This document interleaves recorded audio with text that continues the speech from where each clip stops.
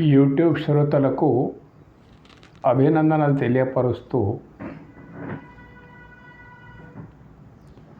ఈరోజు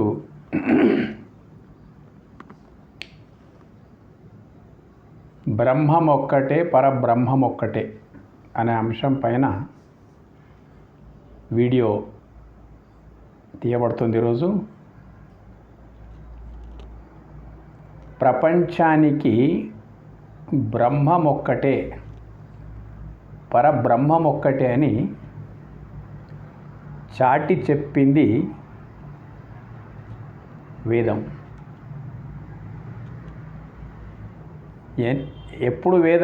ఎప్పుడున్నది వేదం అనే మాటకు వచ్చేస్తే జ్ఞానం. అది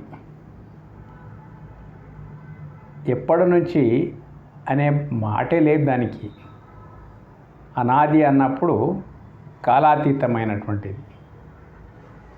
కాలము కేవలము మనోకల్పితము. గాఢ నిద్ర లోపల సమయం ఎంత గడిచింది అనేటువంటి స్పృహ మనకు ఉండదు. పడుకుంటాము, లేస్తాం, గాఢ నిద్ర లోపల స్పృహ మనకు ఉండదు. కాలం యొక్క స్పృహ మనకు ఉన్నది అంటే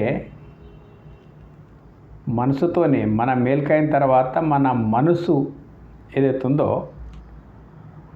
అప్పుడే మనకు కాలం యొక్క గణన అనేది ఉంటుంది అన్నట్టు. అంతకు మొదలు కాలం యొక్క గణన కూడా ఉండదు. అంటే కాలాతీతము. సనాతనం అంటేనే ఆది అంతరహితమైనటువంటిది అన్నట్టు. దేనికి ఆది లేదో దానికి అంతం కూడా ఉండదు. కాలము కేవలం కాల్పనికం అన్నట్టు. అటువంటి అనాది తత్వమైనటువంటి పరబ్రహ్మతత్వం ఏదైతుందో ప్రజ్ఞానం బ్రహ్మ అన్నం దానికి. అంటే ఆ పరబ్రహ్మతత్వం ఏదైతే ఆద్యంతరహితమైనదో ప్రజ్ఞానం బ్రహ్మ. అంటే పుష్పాన్ని పరిమళము ఆవరించి ఉన్నట్టు, తేనెను తీయదనము ఆవహించి ఉండేటట్లు.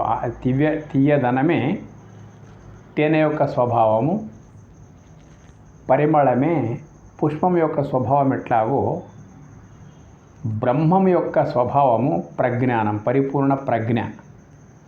అందుకే సర్వశక్తి సమన్వితుడు, సర్వజ్ఞుడు, సర్వవ్యాపకుడు, సర్వజ్ఞుడు అనే పదం వచ్చింది అన్నట్టు. అంటే ఈ జ్ఞానం అనేటువంటిది తేనెకు తీయదనం ఎట్లయితే అవిభాజ్యమో పరబ్రహ్మంకు ప్రజ్ఞానం బ్రహ్మ. అంటే అది పరిపూర్ణమైనటువంటి జ్ఞానంతో ఆ పరబ్రహ్మ అనేటువంటిది ఉన్నది. కాబట్టి వేదం ఎప్పటి నుంచి అంటే ఆ పరబ్రహ్మ పరిజ్ఞానమే వేదం. కాబట్టి ఎప్పుడు పరబ్రహ్మమో అప్పుడు ప్రజ్ఞానం. వేదం అక్కడి నుంచి ప్రారంభమైంది అన్నట్టు. ప్రారంభం అనడం కూడా అది సమంజసం కాదు. బ్రహ్మం ఉన్నది, ప్రజ్ఞ ఉన్నది. ఈ రకంగా అప్పటి నుంచి ప్రారంభం ఉండేటువంటి ఈ ప్రజ్ఞానం బ్రహ్మ అది పరిపూర్ణమైనటువంటి జ్ఞానంతో కూడుకొని ఉన్నదన్నట్టు. ఒకవేళ పరిపూర్ణ జ్ఞానమే ఆ బ్రహ్మతత్వానికి, అందులోపల జ్ఞానము పరిపూర్ణమే లేకపోతే సృష్టి లోపల క్రమం ఉండడానికి వీల్లేదు. సృష్టి లోపల క్రమం ఉంది అంటే సృష్టికర్తలో జ్ఞానం ఉంటేనే సృష్టికి క్రమం ఉండడానికి అవకాశం ఉందన్నట్టు. ఎంత ప్రకృతి ఏదైతే ఉందో ఎంత క్రమబద్ధంగా జరుగుతూ ఉంది. కాబట్టి వేదం ఎప్పటి నుంచి ఉంది అంటే వేదం అంటేనే జ్ఞానము, పరబ్రహ్మ అన్నప్పుడు ప్రజ్ఞానం, రెండు ఇట్లా ఉంటాయి అన్నట్టు. అయితే బ్రహ్మం ఒక్కటే, పరబ్రహ్మం ఒక్కటే అనేదే వేదం యొక్క హృదయ వాక్కు. చాలామంది ఏమైపోయింది ఇప్పుడంటే, ఇటువంటి వేద హృదయమైనటువంటి జ్ఞానం ఏదైతుందో సనాతనులకు చాలా, దానికి ఆ జ్ఞానానికి సనాతనులు చాలా దూరం అయిపోతున్నారు.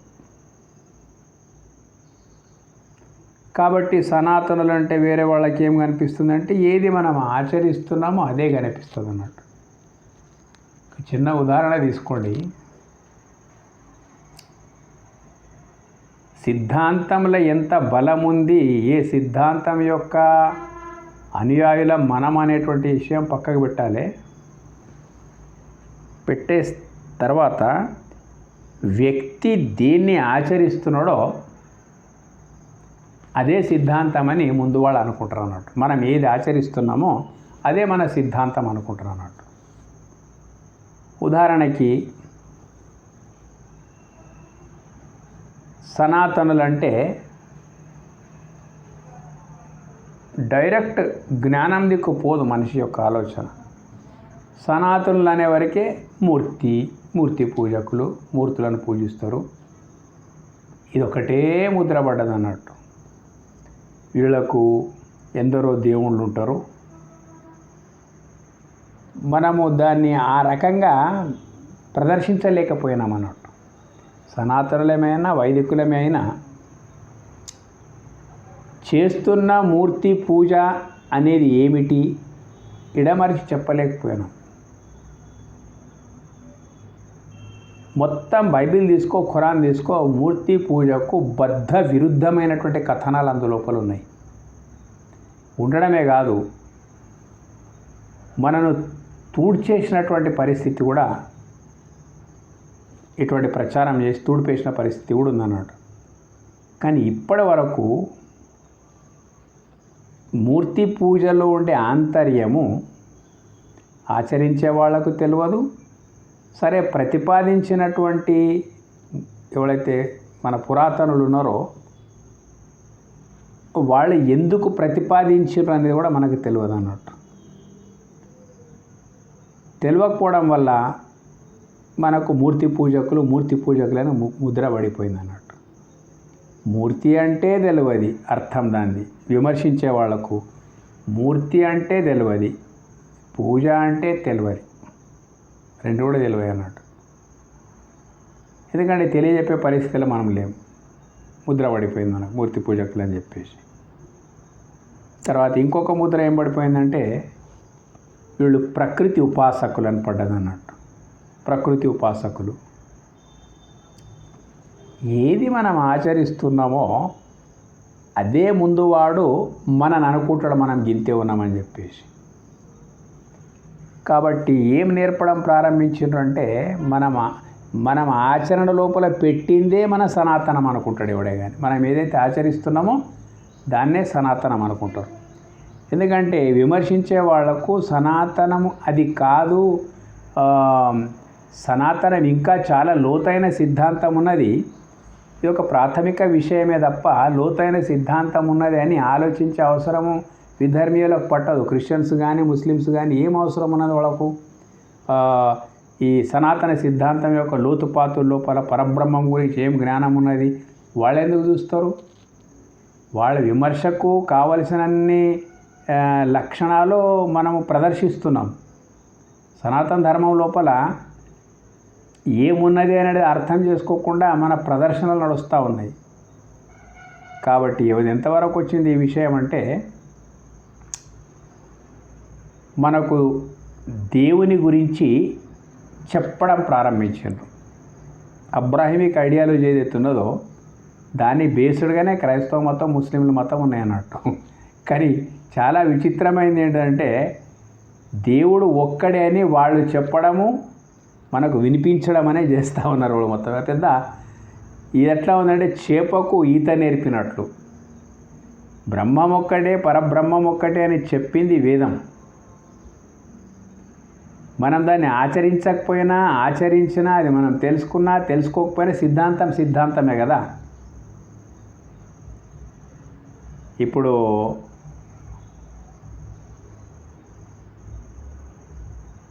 వేప చెట్టు వేపాకు చేదు ఉంటుంది. ఆ జ్ఞానం నీకు ఉంటేమి ఉండకపోతే దాని తత్వం అంతే ఉంటుంది, అది చేదు ఉంటుంది అన్నాడు. కాబట్టి బ్రహ్మం ఒక్కటే పరబ్రహ్మం ఒక్కటే అనేటువంటి అనుభూతి కానీ జ్ఞానం కానీ నీకున్నా లేకున్నా సిద్ధాంతం సిద్ధాంతమే. అయితే మనము ఆ విషయమే మనకు తెలియదన్నట్ల దేవుడు ఒక్కడే అని మనకు ఎట్లా చెప్తా ఉంటారంటే, చేపకు ఈద నేర్పినట్లుంటుంది. లేకపోతే తేనె తీయగా నుండును అంటే ఎట్లా హాస్యాస్పదమో, తీయగుంటేనే అది తేనె. అట్లా మనకు నేర్పుతా ఉన్నారు. మన దౌర్భాగ్యం ఏంటిదంటే,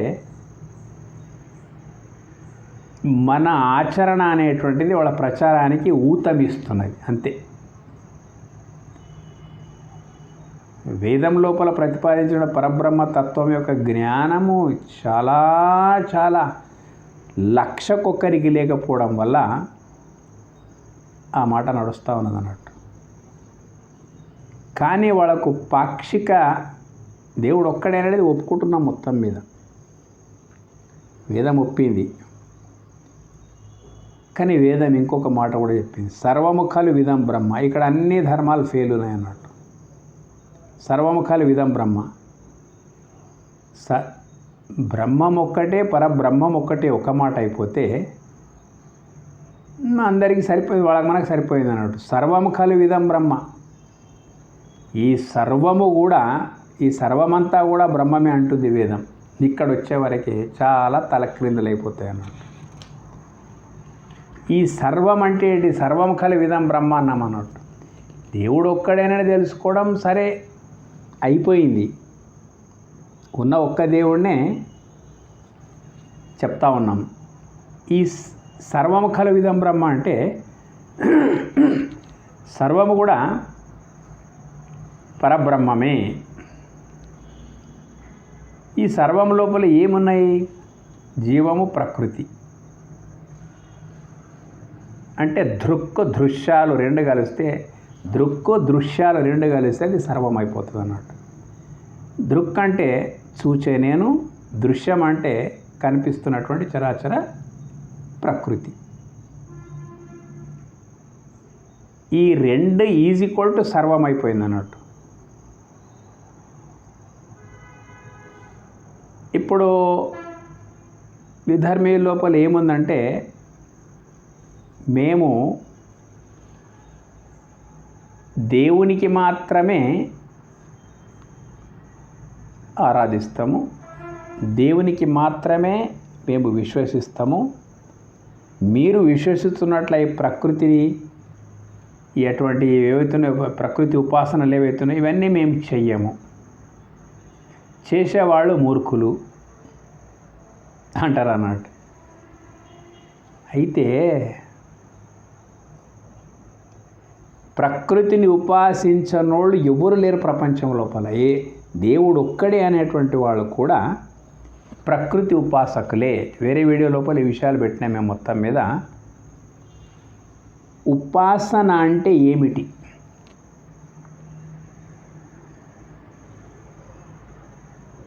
ఏది లేకుండా మనం ఉండలేమో దాన్ని అనుసరించడమే ఉపాసన. ఏది లేకుండా మనం ఉండలేమో దాన్ని అనుసరించడమే ఉపాసన, అంటే దాన్ని ఆచరించడమే ఉపాసన. ఇప్పుడు దేవుడు ఒక్కడే కరెక్టే, కానీ ఈ ప్రకృతి కార్యకారణ సిద్ధాంతం ప్రకారంగా పరమాత్మ కారణమైతే కార్యమే విశ్వం. మొత్తం ఈ సర్వం ఏదైతే ఉన్నదో ఇది కార్యమైంది అన్నట్టు కార్యకారణ సిద్ధాంతం ప్రకారంగా.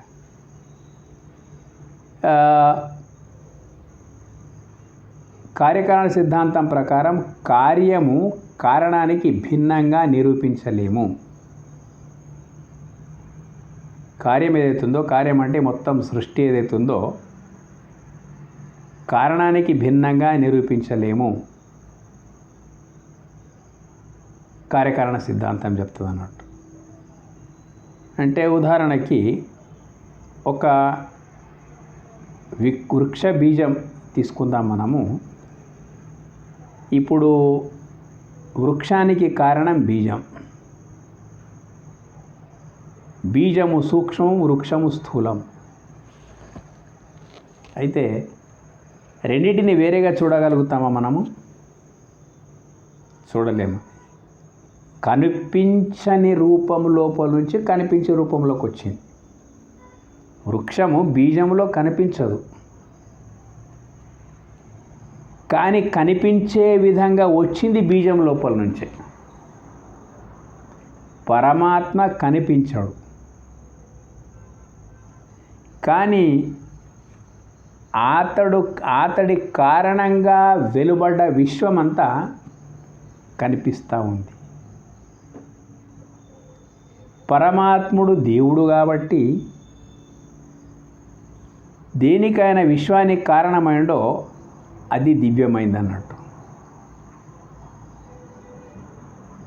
విచిత్రం ఏముందంటే మేము ఒకటే దేవుణ్ణి నమ్ముతాం. అవునప్ప దేవుళ్ళు దేవతలనే పదం ఎందుకు వచ్చింది? వేదం లోపల దేవుడు దేవతలు రెండు ఉన్నాయి అన్నట్టు. అయితే మన ఇంటర్ప్రిటేషనే రాంగ్ ఉన్నది మొత్తం. మనకు ఈ వేదం లోపల ఉండే విషయాలు ప్రజలకు నచ్చజెప్పడమే మనము గాడి తప్పిపోతున్నాం అన్నట్టు. దేవతలు అనేవరకే సనాతన ధర్మం లోపల దేవతలు అనేవరకే గుళ్ళ లోపల ప్రతిష్ఠితమైనటువంటి మూర్తులని దేవతామూర్తులు అనుకుంటారు. ఆ దేవతలకు మనం చేసే పూజలకి దేవతోపాసన అనుకుంటారు అన్నట్టు.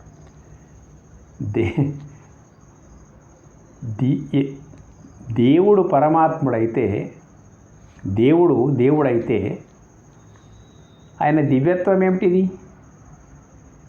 ప్రకృతి ఆయన దివ్యత్వం అన్నట్టు.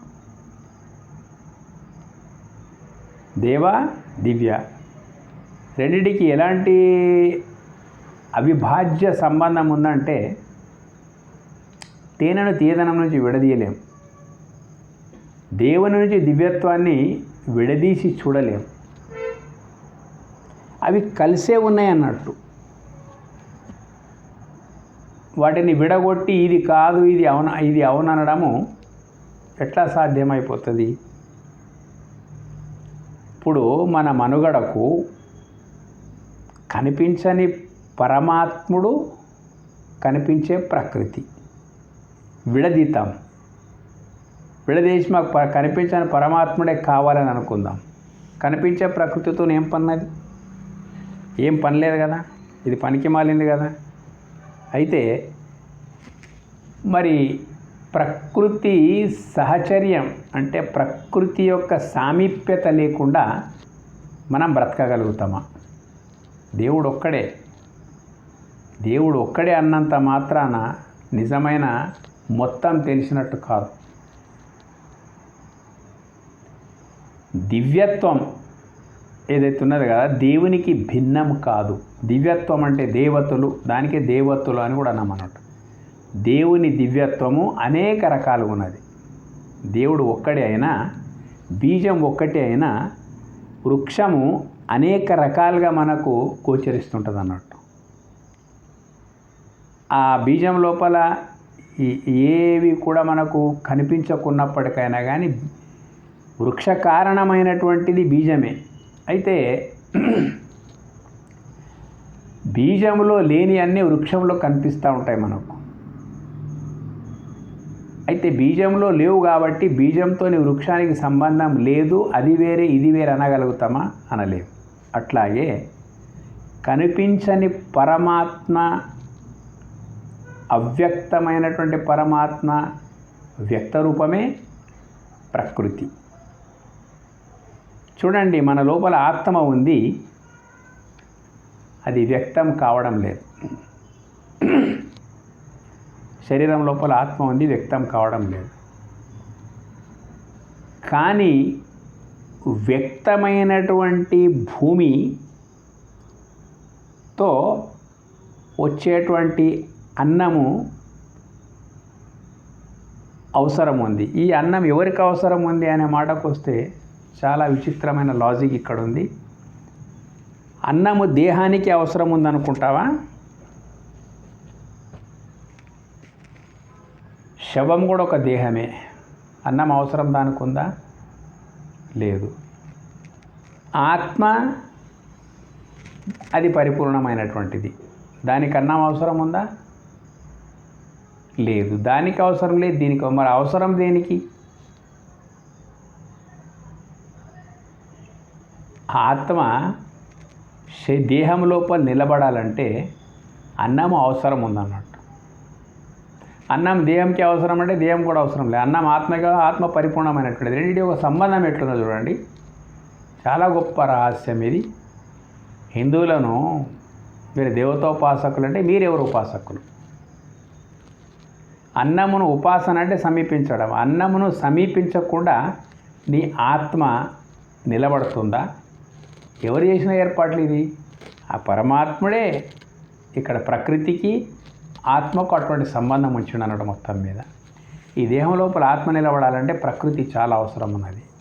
ప్రకృతితో తయారైనటువంటి దేహం ఉన్నది. దేహం లోపల ఆత్మ ఉన్నది. ప్రకృతి ఉపాసనతోనే అటువంటి సంబంధం న్యాచురల్గా ఏర్పడి ఉన్నది అన్నట్టు మొత్తం మీద. కాబట్టి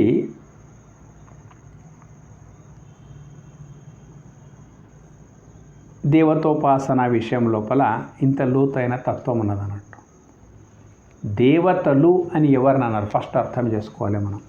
దేవుడు ఒక్కడే. దేవతలు అది ఏకవచనం, ఇది బహువచనం.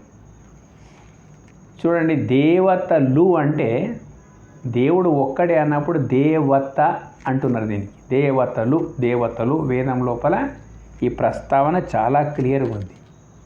దేవతోపాసనకు సంబంధించిన ప్రస్తావన వేదం లోపల చాలా క్లియర్గా ఉందన్నట్టు. ఏంటి తప్ప ఈ దేవతలు అనే మాటకు వస్తే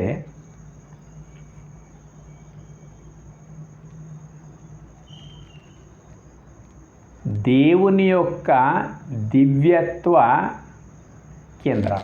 దేవతలు అంటే దేవుని యొక్క దివ్యత్వం ఏదైతే ఉందో ఆ దేవుని యొక్క దివ్యత్వం యొక్క కేంద్రకాలే దేవతలు. దేవునికి దివ్యత్వంకు విడదీయలేం. ఎట్లా? ఎగ్జాంపుల్గా పరమాత్ముడు అవ్యక్తం, ప్రకృతి పరమాత్ముడు అవ్యక్తం, పరమాత్ముని యొక్క శక్తి కూడా అవ్యక్తమే. పరమాత్మ అవ్యక్తం, పరమాత్ముని యొక్క శక్తి కూడా అవ్యక్తమే. మరి రెండు అవ్యక్తమైనప్పుడు శక్తి యొక్క వ్యక్త రూపమే ప్రకృతి. బాగినాలి ఇక్కడ మొత్తం మీద. పరమాత్ముడు అవ్యక్తము, పరమాత్ముని శక్తి అవ్యక్తం. కానీ శక్తి యొక్క వ్యక్త రూపమే ప్రకృతి. శక్తి లేకుండా ప్రకృతి లేదు, పరమాత్మ లేకుండా శక్తి లేదు. ఇక్కడ మన అవగాహనకు సంబంధించిన విషయం అన్నమాట. శక్తి రూపాంతరమే పదార్థం. అంటే శక్తి లేకుండా పదార్థం ఉండడానికి వీలే లేదు. పరమాత్ముని యొక్క స్వభావమే శక్తి. పరమాత్మ యొక్క స్వభావమే శక్తి అంటే ఎట్లా అంటే జ్యోతి యొక్క స్వభావమే ప్రకాశం.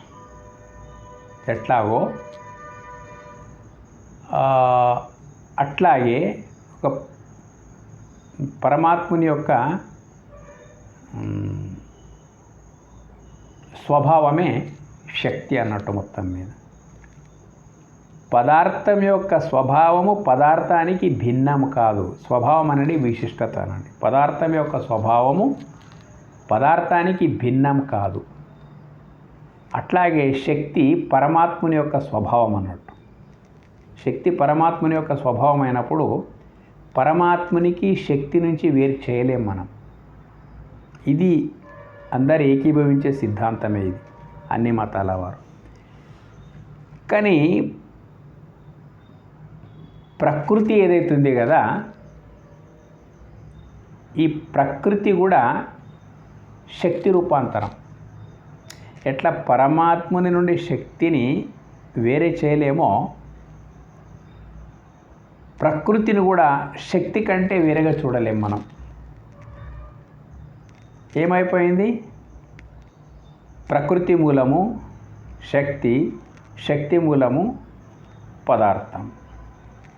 పాల లోపల నుంచే వెన్న, వెన్న లోపల నుంచే నెయ్యి. పరమాత్మ లోపల నుండే ప్రకృతి, పరమాత్మ లోపల నుండే శక్తి, శక్తి నుండే ప్రకృతి. ఎట్లా వేరే వేరే చూడగలుగుతాం మనం? చూడలేం. ఉపాసన విషయానికి వస్తే, ఇప్పుడు ఈ దేవతలు అనేటువంటి విషయానికి వస్తే ఎంత అంటే అసంఖ్యాకమైనటువంటి దివ్య శక్తులు ఏవైతే ఉన్నాయో, పరమాత్మని యొక్క దివ్యత్వ కేంద్రకాలు ఏవైతే ఉన్నాయో ఎన్ని ఉన్నాయంటే అసంఖ్యాకంగా ఉన్నాయి. ప్రపంచం లోపల అసంఖ్యాకంగా ఉన్నాయి అన్నట్టు. అన్నీ మొత్తం కూడా దేవుని యొక్క దివ్యత్వ కేంద్రకాలే. దేవుని యొక్క దివ్యత్వమే సూర్యుని రూపం లోపల ఉన్నది. దేవుని యొక్క దివ్యత్వమే, ఇదంతా ప్రకృతి అయిపోయింది కదా, దేవుని యొక్క దివ్యత్వమే సూర్యుని రూపం లోపల ఉన్నది. దేవుని యొక్క దివ్యత్వమే చంద్రుని రూపం లోపల, దేవుని యొక్క దివ్యత్వమే భూమి రూపం లోపల, దేవుని యొక్క దివ్యత్వమే వాయు రూపం లోపల, దేవుని యొక్క దివ్యత్వమే నీటి రూపం లోపల. ఈ రకంగా పంచభూతాలు మొత్తం ఏవో కావు దేవుని యొక్క దివ్యత్వం అన్నట్టు. మొత్తం మీద దేవునికి దేవ దివ్య రెండు విడదీయలేం మనం మొత్తం మీద. ఎక్కడ దివ్యత్వం ఉన్నదో అక్కడ దేవ ఉన్నట్టే, ఎక్కడ దేవ ఉన్నదో అక్కడ దివ్యత్వం ఉన్నట్టే అన్నట్టు మొత్తం మీద. ఇక ఉపాసన విషయానికి వస్తే ఈ రకంగా దేవుని యొక్క దివ్యత్వ కేంద్రకమైనటువంటి ప్రకృతిని ఉపాసించకుండా ఎవ్వడు లేడు. దీనికి మతాలతో సంబంధం లేదు, దేనితోని సంబంధం లేదు. ప్రతి ఒక్కరికి ప్రకృతి యొక్క ఉపాసన అనివార్యమై ఉన్నదన్నట్టు. దేవుడు నిరాకారమే అంటే ఏం చేసుకుంటావు? నిరాకారమైన దేవుని తీసుకున్నావు మొత్తం మీద. ఆ దేవుని నిరాకార తత్వమే సాకారమై నీ ముందు ఉన్నది మొత్తం విశ్వరూపం లోపల. ఆ లోపల ఉండే ఆత్మ నిరాకారమైనప్పటికైనా కానీ సాకారమైనటువంటి ప్రకృతి ఉపాసించకుండా ఆ లోపల ఉండే ఆత్మ కూడా ఉండడానికి వీల్లేదు. ఈ సంబంధం ఏంటిది? స్వభావ సిద్ధంగా ఏర్పాటైంది అన్నట్టు. కాబట్టి ఈ దేవుడు దేవతలు అనేటువంటి విషయం మన సనాతన ధర్మాన్ని సరిగ్గా అర్థం మనం చేసుకొని చేయించే పరిస్థితులు లేకపోవడం వల్ల దేవతలు అనే వరకే మనకొక ఏదో ఒక రూపకంగా చూస్తున్నారు అన్నట్టు. సూర్యుడు ఒక్కడే అయినా కిరణాలు అసంఖ్యాకంగా ఎట్లయితే ఉంటాయో, కిరణాలను సూర్యుడి నుంచి ఎట్లా వేరు చేయలేమో, దేవుడు ఒక్కడే అయినప్పటికైనా కానీ ఆ కిరణాలు ఎట్లయితే సూర్యుడు సూర్య కిరణాలు అంటున్నాం మనం మొత్తం మీద. సూర్యుడు సూర్యకిరణాలు అంటే సూర్యుడు ఒక్కడు ఏకవచనంలో వస్తుంది, కిరణాలు అనేటి అలాగే బహువచనం లోపల వస్తుంది అన్నాడు, సూర్యకిరణాలు అని చెప్పేసి. అయితే బహువచనం లోపల వచ్చినంత మాత్రాన సూర్యునికి భిన్నమా కిరణాలు? కావు. సూర్య ఆధారంగానే కిరణాలు ఉన్నాయి. అట్లాగే దేవుని ఆధారంగానే దేవతలు ఉన్నాయి. దేవతలు ఎక్కడెక్కడ దివ్యత్వం ఉన్నదో అక్కడక్కడంతా దివ్యత్వం ఉండేటువంటి అసంఖ్యాకంగా దివ్యత్వం యొక్క కేంద్రకాలు ఉన్నాయి. కాబట్టి దేవతలు అని వాటికి అన్నారు అన్నట్టు. ఏదో దేవతలు అంటే దేవుని కాదని మనం ఏదో కొత్తగా దేవతలను సృష్టించుకొని ఉపాసిస్తున్నాం అనేటువంటి మాట లేదు. అరే ప్రకృతి యొక్క ఉపాసకులు ప్రతి ఒక్కడు ప్రకృతి ఉపాసకుడే. పంచభూతాల సహకారం లేకుండా ఏ మతస్థుడు కూడా లేడు. ఏ మానవుడు కూడా ప్రకృతి యొక్క ఉపాసన లేకుండా లేడు. ఉపాసన అంటే సమీపించడం. అవును, గాలికి నువ్వు సమీపిస్తున్నావా, సమీపించకొచ్చినావా? సామీప్యత ఉందా లేదా? నీటితోని సామీప్యత ఉందా లేదా, అగ్నితోని సామీప్యత ఉందా లేదా, ఇక నీవేం ఉపాసిస్తావు, అనివార్యమై ఉన్నది అన్నట్టు. అయితే ఈ సత్యాన్ని తెలుసుకున్నటువంటి మనము పరమాత్ముణ్ణి ఎంతగా గౌరవిస్తామో, దేవుణ్ణి ఎంతగా గౌరవిస్తామో, దేవుని యొక్క దివ్యత్వానికి కూడా అంతే గౌరవించేటువంటి సంప్రదాయం, అంటే ఒక పద్ధతి సనాతనం అన్నట్టు. దేవుణ్ణి ఎంతగా గౌరవిస్తామో దేవుని యొక్క దివ్యత్వాన్ని కూడా అంతాగే గౌరవించాలి. దేవుడు నిరాకారము, వాని దివ్యత్వం సాకారం. తేనె సాకారము, దాని లోపల ఉన్నటువంటి మాధుర్యం నిరాకారం. ఎట్లా అవిభాజ్యం రెండెట్లాగో దేవుడు దివ్యత్వం విభజించి చూడలేం మనం మొత్తం మీద. దివ్యత్వము సాకారము, దేవుడు నిరాకారము. దేవుని శక్తి నిరాకారము, శక్తి యొక్క రూపాంతరమైన ప్రకృతి సాకారం. ఇది సాకార నిరాకారాల యొక్క ఇక్కడ విషయం అన్నట్టు. వ్యక్తోవ్యక్త సనాతన అని భగవద్గీత లోపల ఒక శ్లోకం అన్నట్టు 8వ అధ్యాయంలో. వ్యక్తోవ్యక్త సనాతన. సనాతన అంటే ఆద్యంతరహితమైన పరబ్రహ్మతత్వము. ఆద్యంతరహితమైన పరబ్రహ్మతత్వం. వ్యక్తో ప్రకృతి రూపం లోపల, దివ్యత్వం రూపం లోపల వ్యక్తమైంది. అవ్యక్తమైనటువంటి సనాతనం అంటే పరమాత్మ, అది అవ్యక్తమైంది, మళ్ళీ వ్యక్తం కూడా అయింది. అవ్యక్తంగా ఉన్నది వ్యక్తమైంది. ఏ రూపకంగా అయింది? పరమాత్మని స్వభావమైనటువంటి శక్తి, శక్తి యొక్క రూపాంతరమే ఈ యొక్క ప్రకృతి, విశ్వం ఏదైతే ఉందో, ఇట్లా అదే వ్యక్తం ఉన్నది, అదే అవ్యక్తం ఉన్నది అన్నట్టు. పరమాత్మ అవ్యక్తము, అతడి శక్తి అవ్యక్తము. వ్యక్త ప్రపంచానికి అవ్యక్త శక్తే మూలము. అవ్యక్త శక్తికి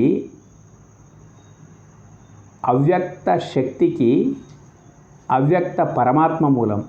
శక్తి అవ్యక్తమైనదే, వ్యక్తం చేయడానికి వీలైనటువంటిదే.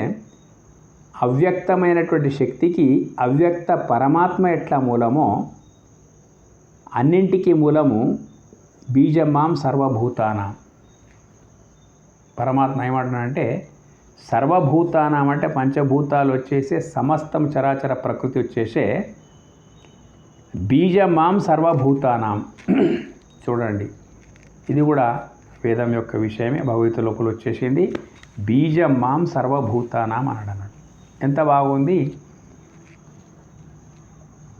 అన్ని భూతముల కంటే యావత్ ప్రకృతికి మొత్తం మీద బీజం మాం, నేనే బీజమును అంటున్నాడు అన్నట్టు. బీజం అన్నప్పుడు ఏంటిది? బీజం లోపల నుంచి వెలువడేదే వృక్షం కదా. బీజం మాం సర్వభూతానాం. బీజం ఎట్లా వృక్షానికి మూలమైందో, సమస్తమైనటువంటి విరాట్ విశ్వం యొక్క ఏదైతే సర్వభూతానాం అంటే అన్ని భూతాలు, అంటే భూతాలంటే ఏంటి అప్ప?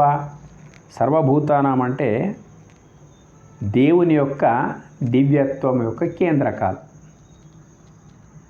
ఇది వేదం చాలా క్లియర్గా చెప్పింది అన్నట్టు. మన ఆచరణ లోపల లోపం ఉండబట్టి మనకేమంటారంటే సూర్యుడిని దేవుని కంటే మీరు భిన్నంగా ఉపాసిస్తారు. అరే, సూర్యోపాసన చేయనోడేవాడు? దండాలు పెట్టి సూర్య నమస్కారాలు చేస్తేనే ఉపాసన చేసినట్లనా? ఆ సూర్య ప్రకాశమే లేకపోతే నీకు మనగడ లేదు. తహతహలాడుతూ ఉంటాం సూర్యుని కొరకు మనం మొత్తం మీద. ఒక 10 రోజులు సూర్యుడు రాకపోతే ప్రకృతి అంతా వాడిపోతుంది. 20 రోజులు సూర్యుడు రాకపోతే ప్రకృతి అంతా వెలవెలబోతుంది మొత్తం మీద. ఇప్పుడు ఏదో మేఘాలు క్రముకున్నట్లున్నా మేఘాల మధ్య లోపల సూర్యుడు ఉన్నాడు, మేఘాల పక్కన సూర్యుడు ఉన్నాడు. సమస్య లేదు. ఒక దగ్గర ఎండు ఉంటే ఒక దగ్గర నీడు ఉంటుంది మొత్తం మీద. అయితే ఇక్కడ సూర్యుని ఉపాసించినటువంటి వాడు ఎవడు? ప్రతి ఒక్కడు ఉపాసిస్తూనే ఉన్నాడు. ఉపాసన అంటే నమస్కారం చేయడము, లేకపోతే గుళ్ళు ఆర్ఘ్యం ఇవ్వడం, ఇవన్నీ వీటికి ఉపాసన అనుకుంటున్నాము. ఇది ఒక గౌరవప్రదమైనటువంటి క్రియ. గౌరవప్రదమైనటువంటి క్రియ చేసినోడు ఉపాసకుడు. మేము ఆ ఉపాసన చెయ్యము అంటే సూర్యరశ్మి లేకుండా ఉంటావా? ఉండలేవు. దీనికి ఏమైనా మతంతో సంబంధం ఉందా? అంటే సూర్యునికి సంధ్యావందనం లోపల ఆర్ఘ్య ప్రధానం ఏదైతే ఉందో దాన్నే ఉపాసన అనుకునేటోడు అంతకంటే గాఢంగా ఉపాసిస్తున్నాడు సూర్యుడిని. ఎట్లా ఉపాసిస్తున్నాడు? సౌరశక్తి లేకపోతే ఉనికి లేదు. భూమిని ఉపాసిస్తున్నారు వీళ్ళు, పూజలు చేస్తున్నారు అని అనుకుంటారు అన్నట్టు. ఆ భూమిని పూజలు చేసేటోళ్ళ పూజ కంటే గాఢమైన పూజ ప్రతి మానవుడు చేస్తూ ఉన్నాడు. అంటే భూమిని ఉపాసిస్తున్నారు వాళ్ళు అని అనుకుంటారు అన్నట్టు.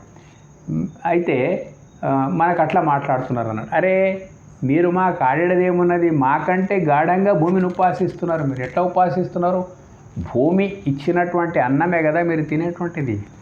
మళ్ళీ భూమి లోపల ఎంత దువ్వినా మట్టే ఉంది కదా. మళ్ళీ అన్నంకు కారణం ఏమైంది? ఏమో ఒకటి ఉన్నది కాబట్టి ఆ సృష్టి నియమం అట్లున్నది. ప్రతి ఒక్కడు భూమిని దున్ని కృషి చేసి దానికి విత్తి ఒక్కటికి 1000 బయటికి లోపలికి వెళ్ళి వస్తుంటే వాటిని తీసుకొని మనం భోజనం చేస్తూ ఉంటే మనం పరోక్షంగా ఉపాసిస్తున్నట్ట లేదా? గాలిని దేవత అనుకుంటారు మీరు, కాబట్టి గాలిని పూజిస్తున్నారు, ఉపాసిస్తున్నారు అని అంటారు అన్నట్టు. అరే అంతకంటే గాఢంగా నీవు అనేటోడు కూడా ఉపాసిస్తున్నాడు కదా. ముక్కు మూసుకొని ఉండగలుగుతాడా? ఉండలేడు.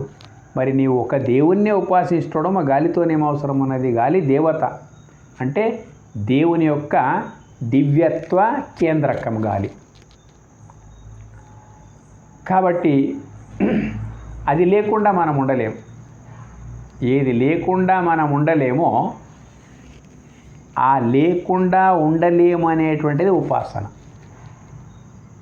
ఉన్నది కాబట్టి వినియోగించుకొని ఉండగలుగుతాం, లేకుండా ఉండలేము. ఇదే ఉపాసన. అగ్నిని మీరు పూజిస్తారు అంటారు అన్నట్టు. అగ్నిని మేమేం పూజిస్తామయ్యా? అగ్ని సంపర్కం లేనిదే ప్రాణమే లేదు కదా. సూర్యాగ్ని ప్రకృతికి కావాలి, మరి శరీరం లోపల కూడా అగ్నితత్వం కావాలి. అగ్నితత్వం కొరవడదంటే జీవం నిలబడే ప్రసక్తి లేదు. కాబట్టి సరియైన మోతాదు లోపల అగ్ని ఉండవలసిందే, లేకపోతే శరీరం నిలవదు. ఆ రకంగా అగ్ని కొరవడప్పుడు వైద్య చికిత్సకి వెళ్ళిపోయి అగ్నిని పెంచుకుంటున్నాం మనం. అంటే అగ్నిని పూజించేవాడు, యజ్ఞయాగాదుల మూలకంగా పూజించేవాడే ఉపాసకుడా? పరోక్షంగా వద్దన్నోడు కూడా గాఢంగా ఉపాసిస్తూనే ఉన్నాడు అన్నట్టు. కాబట్టి దేవుడు ఒక్కడే అనేది తెలపడం పెద్ద విషయం కాదు మాకు. మొత్తం మీద దేవుని యొక్క విభూతులే విశ్వమంతా. ఇది వేదం యొక్క కథనం అన్నట్టు. విభూతి అంటే ఐశ్వర్యం అన్నట్టు. దేవుడు ఒక్కడే,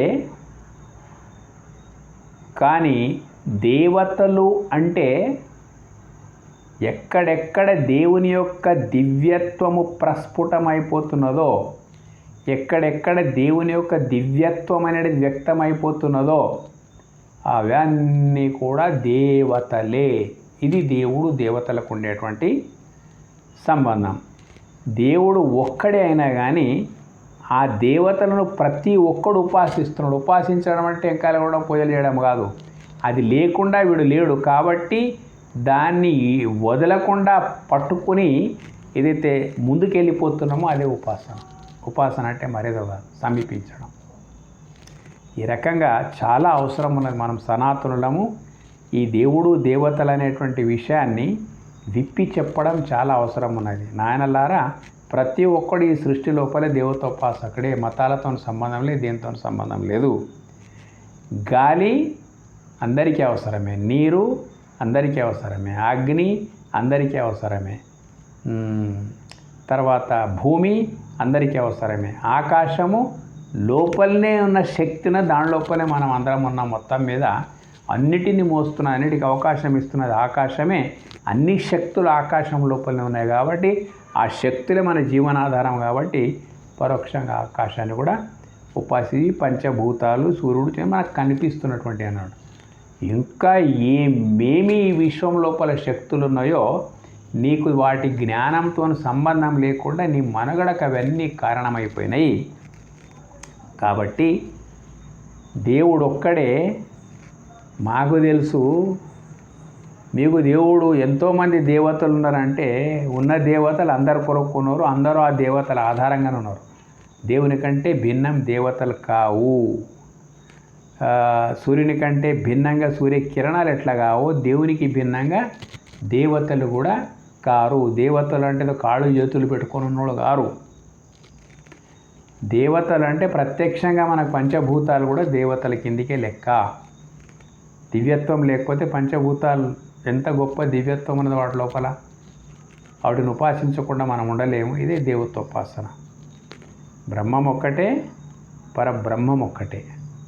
ఎంత సత్యమో పరబ్రహ్మం యొక్క వ్యక్త స్వరూపమైనటువంటి యొక్క ప్రకృతి వేరే ఉంది, ఆ పరబ్రహ్మానికి ఈ ప్రకృతి వేరే ఉంది అనుకోవడమే పెద్ద భ్రమ. అందుకొరకే ఈశ్వర సర్వభూతానాం హృదయేషు తిష్టతి అన్నాడు అన్నట్టు భగవద్గీత లోపల. ఈశ్వర సర్వభూతానాం, ఆ పరమాత్ముడు సర్వభూతానాం అంటే లోపల బయట అన్ని. సర్వ అంటే జీవ జగత్తు చరాచర ప్రకృతి ఏదైతున్నదో, పరాపర ప్రకృతి ఏదైతున్నదో సర్వభూతానాం. ఈశ్వర సర్వభూతానాం హృదయేషు తిష్టతి. ప్రతి భూతం యొక్క హృదయస్థానము ఈశ్వరుడే. ప్రతి ఒక్క హృదయస్థానము ఈశ్వరుడే. ఎట్లయితే మనిషికి హృదయ స్పందన లేకపోతే మనము బ్రతకలేమో, ఆ భూమికి హృదయము పరమాత్మనే, నీటికి హృదయము పరమాత్మనే, సర్వభూతానం ఈశ్వర సర్వ హృదయేషు తిష్టతి అంటే అన్నీ ఏవైతే ఉన్నాయో వాటి హృదయము పరమాత్మే. ఈశ్వర సర్వ హృదయేషు తిష్టతి అంటే ప్రతిష్ఠితమై ఉన్నది పరమాత్ముని యొక్క శక్తి ఏదైతున్నది కదా, ప్రతి భూతం యొక్క హృదయం అది. హృదయం లేకపోతే నేను లేను. ఆ స్థాపిత సర్వభూతాల లోపల ఆ పరమాత్మ శక్తి స్థాపితం లేకపోతే ఆ భూతంకు అస్తిత్వమే లేదు. ఇది సామరస్యం అన్నాడు. దేవుడు దేవతల యొక్క సామరస్యం. హృదయేషు తిష్టతి. అన్నిటి లోపల పరమాత్మ శక్తి అనేది హృదయరూపకంగా ప్రతిష్ఠితమై ఉన్నది. ఈ మాట దానికి తెలుసుకున్నటువంటి భ్రమయన్ సర్వభూతాన్ని, ఇది తెలుసుకున్నటువంటి వాడు భ్రమలో ఉన్నట్టే లెక్క.